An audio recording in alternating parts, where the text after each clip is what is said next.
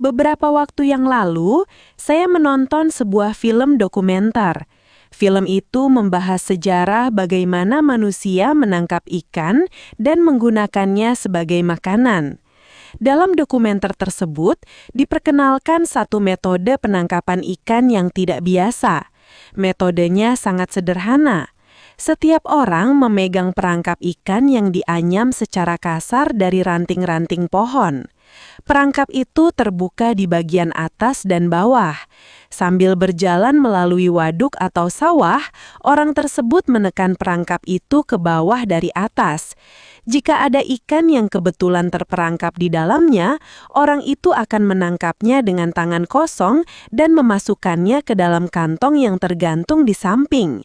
Sekilas, tingkat keberhasilannya tampak cukup tinggi.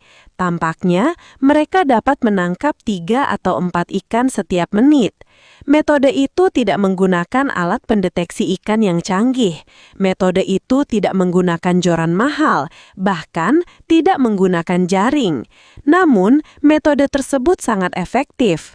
Pada saat itu saya cukup terkejut ketika melihat metode menangkap ikan ini yang tampak sederhana tetapi sangat efisien. Saya menyadari sesuatu. Ikan ternyata bisa ditangkap dengan cara seperti itu. Ketika jangkauan dipersempit, kemampuan manusia atau efisiensi dalam menggunakan kemampuan manusia dapat meningkat dengan sangat drastis. Ada contoh lain, yaitu seekor nyamuk yang masuk ke dalam kelambu. Pernahkah Anda mencoba menangkap nyamuk yang terbang di dalam kamar dengan tangan? Di dalam kamar mungkin ada berbagai benda yang membuat kita sulit memusatkan perhatian pada nyamuk itu. Nyamuk itu bisa terbang ke tempat yang lebih tinggi dan kadang-kadang ia terbang di balik benda-benda. Akhir-akhir ini saya sering gagal ketika mencoba menangkap nyamuk yang terbang di dalam kamar dengan tangan. Namun, nyamuk yang secara tidak sengaja masuk ke dalam kelambu berbeda. Ketika menghadapi nyamuk yang telah masuk ke dalam kelambu, saya menjadi jauh lebih kuat. Jika Anda melihat dengan saksama ke dalam kelambu, Anda dapat dengan cepat menemukannya, dan kemungkinan untuk menangkapnya dengan tangan menjadi lebih tinggi. Menangkap ikan yang berenang di air dengan tangan kosong, menangkap nyamuk yang terbang di udara dengan tangan kosong. Ketika jangkauan dipersempit, hal-hal ini menjadi mungkin. Namun, apakah ini hanya cerita tentang menangkap ikan dengan tangan kosong? Apakah ini sekedar cerita tentang menangkap nyamuk dengan tangan kosong? Misalnya, bayangkan ada banyak benda di atas sebuah meja. Sebenarnya, otak kita terus-menerus menerima informasi tentang benda-benda itu. Dan secara tidak sadar, otak terus memikirkannya, apakah harus mengabaikan benda-benda yang berantakan itu atau menanganinya. Pernahkah Anda memiliki pikiran samar seperti ini? Aku benar-benar harus merapikan semua benda itu. Saya pernah mengalami hal itu. Saya memiliki kecenderungan tipe INTP, dan mengatur serta merapikan sesuatu mungkin tidak mudah bagi saya. Bahkan, saya adalah seseorang yang telah lama bergumul dengan urusan merapikan dan mengorganisasi. Bahkan sekarang pun, tidak mudah bagi saya untuk berbicara dengan percaya diri tentang hal mengatur sesuatu. Namun, saya menemukan satu metode. Metode itu sangat sederhana, yaitu mempersempit jangkauan. Misalnya, bayangkan ada banyak benda di atas meja seperti buku, pena, cangkir, tisu, telepon, pensil, penghapus, dan botol tinta. Saya mengumpulkan kedua tangan saya dan membentuk lingkaran kecil. Artinya, untuk saat ini saya hanya akan melihat area kecil ini. Tergantung pada situasinya atau tergantung pada jumlah benda yang ada, jangkauan yang dibentuk oleh tangan saya bisa dibuat lebih sempit atau lebih lebar. Dan di dalam jangkauan itu, saya memilih satu kata. Sebenarnya, Tidak harus selalu satu kata saja. Memilih 2 atau 3 kata juga tidak masalah. Kuncinya adalah keputusan di dalam pikiran. Karena itu, bahkan hanya satu kata saja sudah bisa sangat efektif. Misalnya, kata pena. Dalam kasus saya mengulanginya sekitar 5 kali.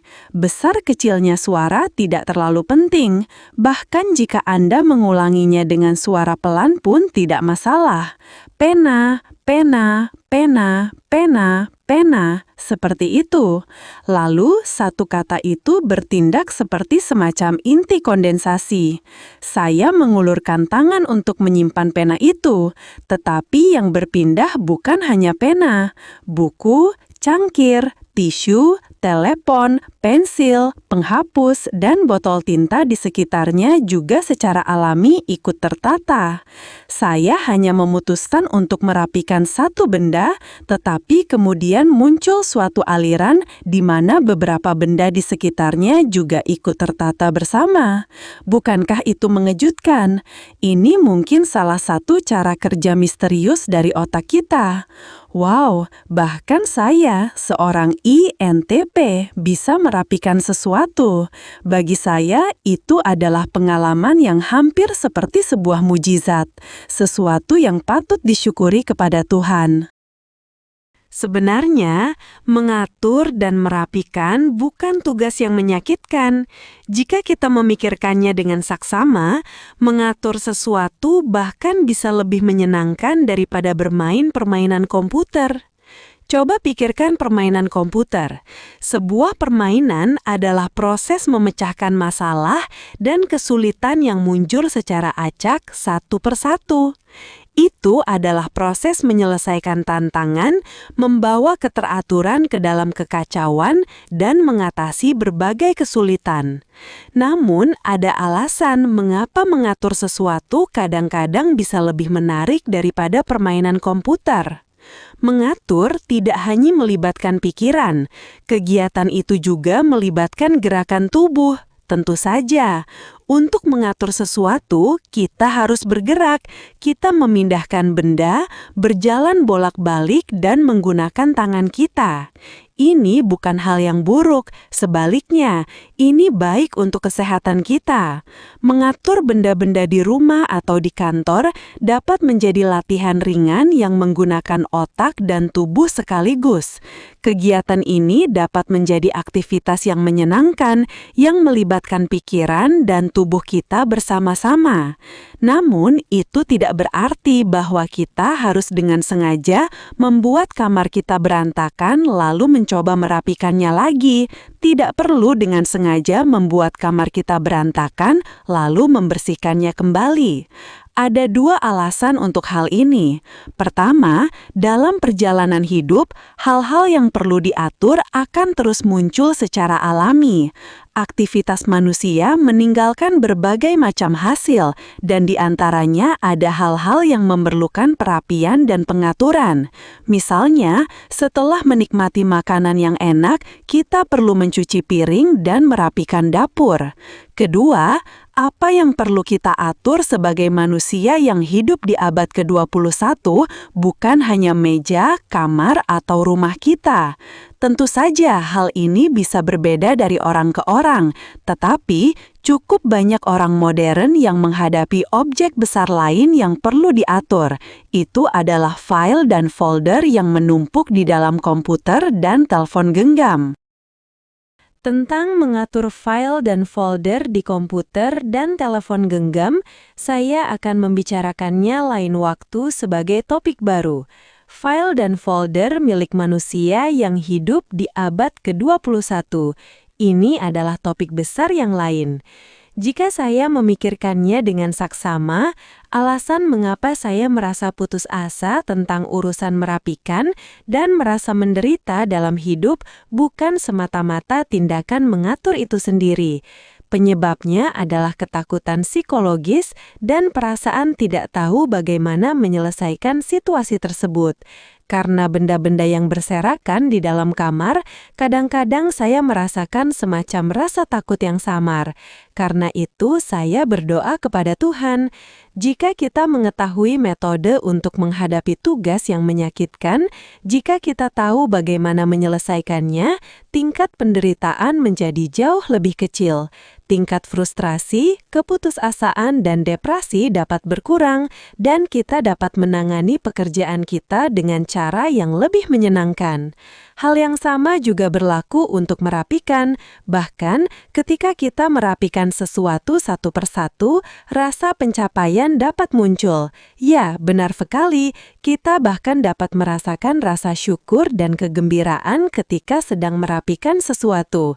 Ada bukti untuk hal ini. Anda tahu puzzle, bukan? Sebagian besar dari kita mungkin pernah memiliki pengalaman menyusun puzzle. Kadang-kadang kita meminjam puzzle dari perpustakaan atau bahkan membelinya dengan uang. Ya, beberapa dari kita bahkan pernah membayar uang untuk membeli puzzle. Dalam satu arti, kita membeli kekacauan dengan uang, sesuatu yang hanya menghabiskan waktu kita. Namun dalam arti lain, kita membeli kemungkinan munculnya sebuah gambar yang indah ketika puzzle itu akhirnya selesai. Pada saat yang sama, kita sedang melatih diri dalam kesabaran, penalaran, dan imajinasi.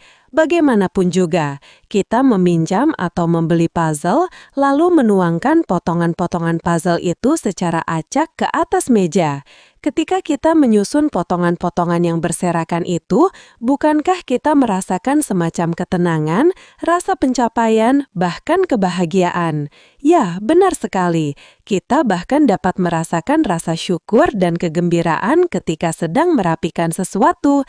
Ada bukti untuk hal ini. Anda tahu puzzle, bukan?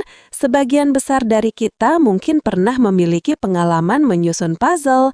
Kadang-kadang kita meminjam puzzle dari perpustakaan atau bahkan membelinya dengan uang. Ya, beberapa dari kita bahkan pernah membayar uang untuk membeli puzzle.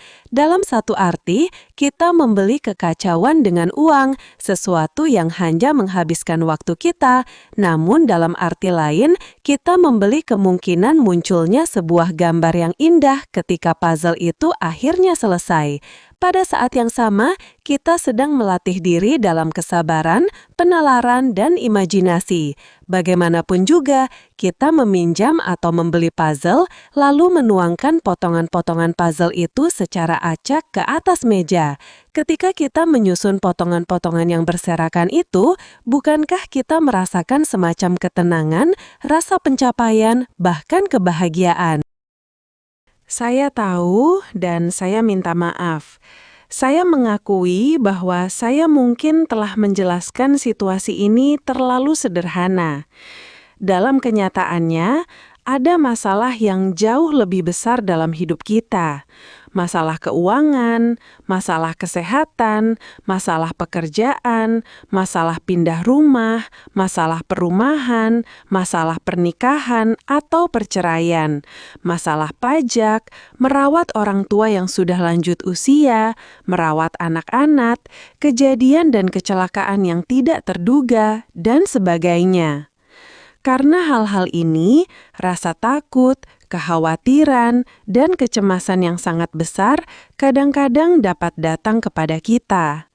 Namun, dalam arti tertentu, ini mungkin merupakan versi yang diperluas dari merapikan meja atau versi yang diperluas dari potongan-potongan puzzle yang berserakan di mana-mana.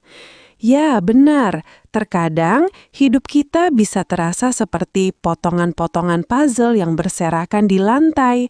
Ya, di lantai, bahkan bukan di atas meja. Namun, kita dapat berdoa kepada Tuhan. Kita dapat memandang masalah-masalah dalam hidup sebagai hal-hal yang perlu diatur dan ditangani, bukan sebagai hal-hal yang menyeret kita ke dalam depresi. Ya, kita dapat berdoa kepada Tuhan dan keluar dari depresi. Kita harus menemukan harapan di dalam Tuhan. Berikut adalah ringkasan cerita hari ini. 1.